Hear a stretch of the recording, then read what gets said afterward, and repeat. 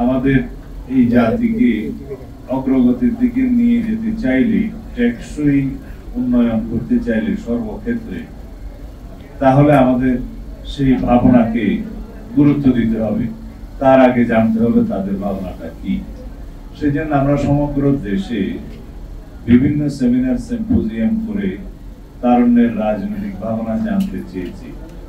আমি নিজেও কয়েকটি সেরকম অনুষ্ঠানে জেলা ভিত্তিতে অংশগ্রহণ করেছিলাম। সত্যিকার ভাবে বর্তমান জেনারেশনের যে চিন্তা চেতনা ভাবনা, সেটা আমাদের ওল্ড জেনারেশনের ওল্ড পলিটিশিয়ানদের চিন্তা চেতনাকে অনেকটা শিক্ষা দিয়েছে যে পরিবর্তন হওয়া প্রয়োজন। এর ২৪-এর গণ অভ্যুত্থানের প্রধানতম শিক্ষা হচ্ছে পরিবর্তন, সংস্কার এবং রাষ্ট্রীয় ক্ষেত্রে সাম্য, সম অধিকার, বৈষম্যহীনতা স্থাপন করা। এই পরিবর্তনগুলো আমাদের চোখ খুলে দিয়েছে।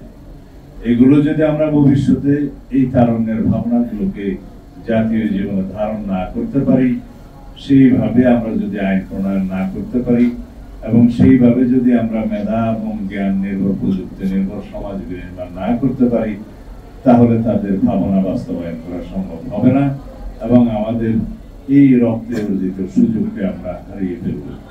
সেজন্য আমাদের প্রত্যেককে এত বেশি যত্নবান এবং আমাদেরকে এত বেশি দায়িত্বশীল হতে হবে যে সমাজের যে স্তরে আমরা যে বা সমাজের যেই প্ল্যাটফর্মে আমরা কাজ করি না কেন, সেটা সাংস্কৃতিক অঙ্গন হোক, শিক্ষা অঙ্গন হোক, রাজনীতি হোক, প্রযুক্তি হোক, যেখানেই আমরা যে প্ল্যাটফর্মে কাজ করি না কেন, ওখান থেকে আমাদের সামাজিক দায়বদ্ধতা থেকে কাজ করতে হবে। আপনাদের সেই ভূমিকা অনেক বেশি অগ্রগণ্য যদি আপনারা সবাই সামনে শিক্ষকতায় জড়িত থাকেন, সেই হিসাব ধরে নিয়ে আমি বলছি। কারণ যে তারুণ্যকে আপনারা পরিচালিত করবেন, সেই তারুণ্যকে আপনারা শিক্ষিত করে তুলবেন সেইভাবে। আমাদের জাতীয় জীবনে একটা ভাবনা আছে যে কর্মসংস্থানের জন্যই বা চাকরি করার জন্যই বোধহয় বিশ্ববিদ্যালয় বা অন্যান্য জায়গায় আমরা শিক্ষা প্রদান করে থাকি। এই আইডিয়া থেকে আসলে আমাদেরকে মুক্ত হতে হবে। বিশ্ববিদ্যালয়ের প্রধানতম আইডিয়াটা হচ্ছে এটা গবেষণাধর্মী শিক্ষা প্রতিষ্ঠান, উচ্চতর শিক্ষা প্রতিষ্ঠান, মুক্ত চিন্তার শিক্ষা প্রতিষ্ঠান। এখানে শুধু কর্মীর হাত বানানোর জন্য বিশ্ববিদ্যালয় সৃজন করা হয় না। উন্নত বিশ্বে একটা পর্যায়ের পরে বিশ্ববিদ্যালয়ে কেউ আসে না, মাস্টার ডিগ্রি বা পিএইচডি করতে আসে না। তার আগেই কর্মসংস্থানের জন্য সবাই যারা এমপ্লয়েড হয় তারা সেখানে চলে যায়। শুধু একটা সংখ্যা যারা একটু অ্যাবাভ এভারেজ মেধাবী, তারাই মাস্টার্স করেন, তারাই রিসার্চ করেন, এবং তারাই পৃথিবী, সমাজ এবং সেই দেশের জন্য গবেষণাধর্মী কর্মের মাধ্যমে অবদান রেখে থাকেন।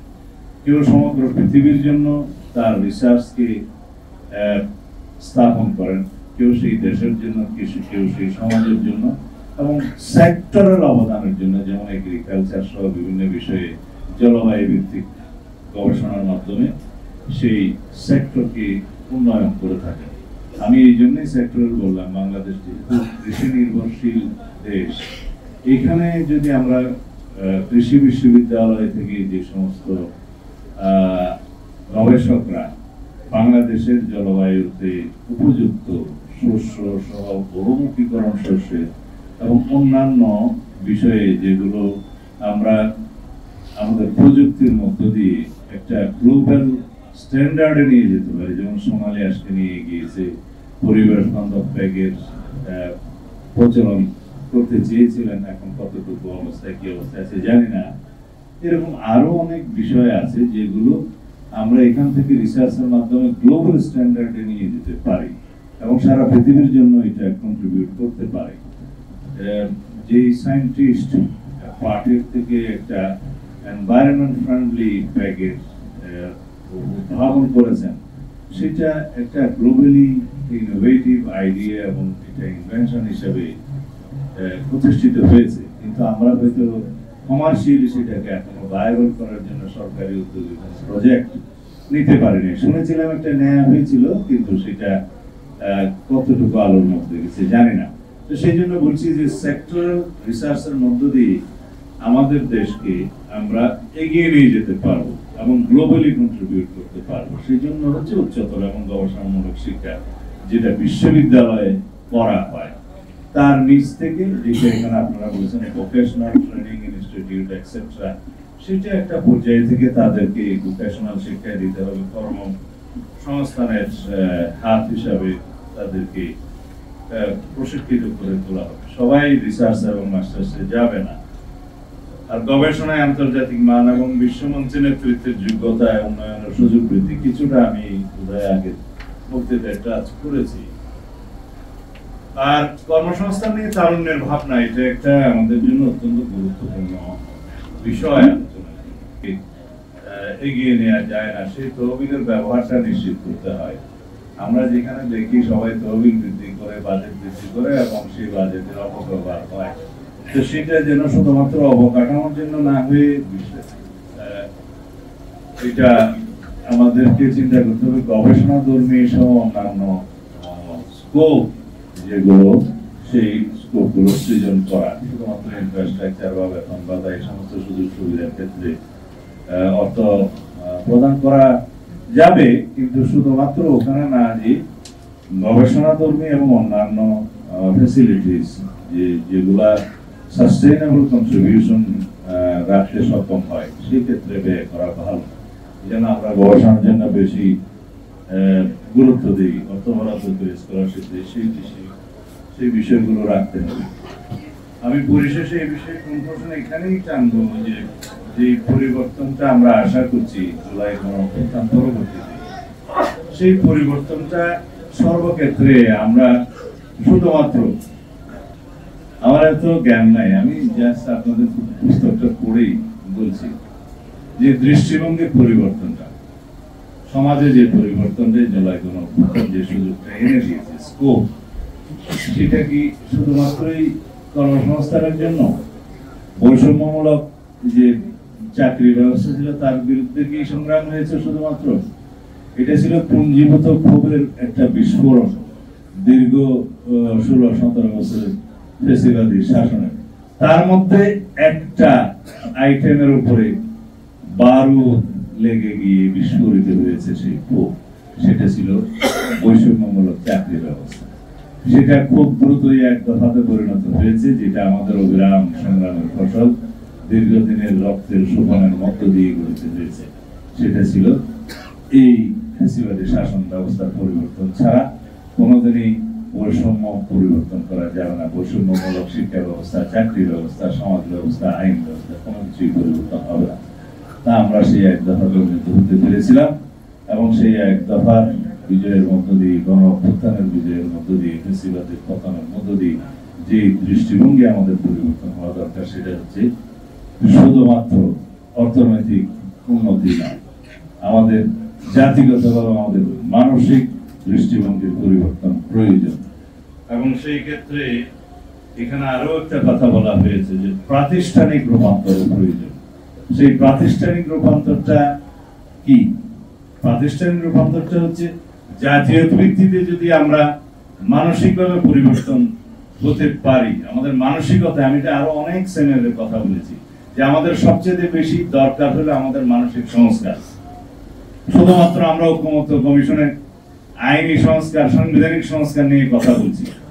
যত সংস্কারই আমরা করি না কেন, জাতীয় ভিত্তিতে যদি আমাদের মানসিক সংস্কার না হয়, সেই আইনি ভিত্তিকে আমরা বাস্তব রূপ দিতে পারব না।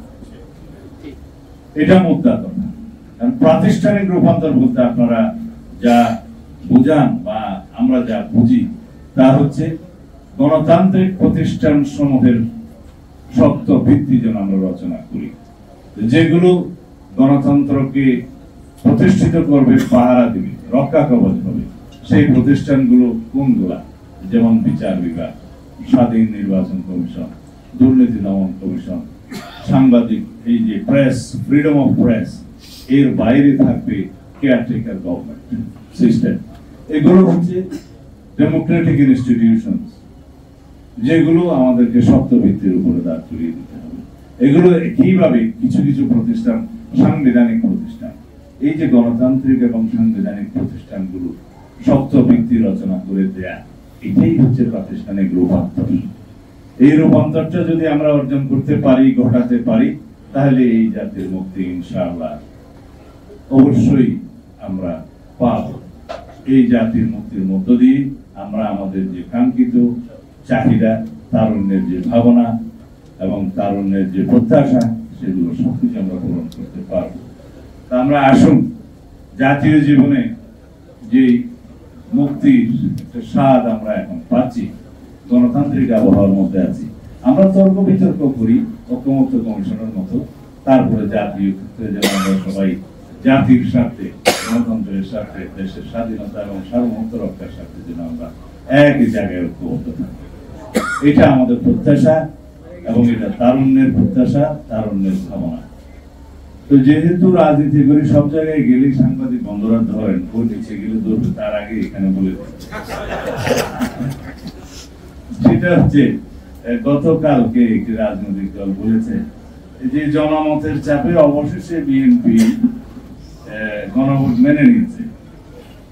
আচ্ছা, রাজনীতিতেও মনে মনে সুগণভোট করলে তো অসুবিধা নেই, আমরা সেটাকেও স্বাগত জানাই। কিন্তু ঐক্যমত্য কমিশনের রেকর্ড এবং জাতির সামনে যে বক্তব্য আমরা দিয়েছি বিএনপির পক্ষ থেকে, আমি সেই প্রস্তাবগুলো দিয়েছি। আমি বলেছি যে জুলাই জাতীয় সনদ প্রণীত হয়েছে, সেদিন পর্যন্ত স্বাক্ষর বাকি ছিল, ছাত্র সিদ্ধান্ত হবে, বলেছে এটা স্বাক্ষর হবে এবং ঐতিহাসিক একটা অনুষ্ঠানের মধ্য দিয়ে স্বাক্ষরিত হবে।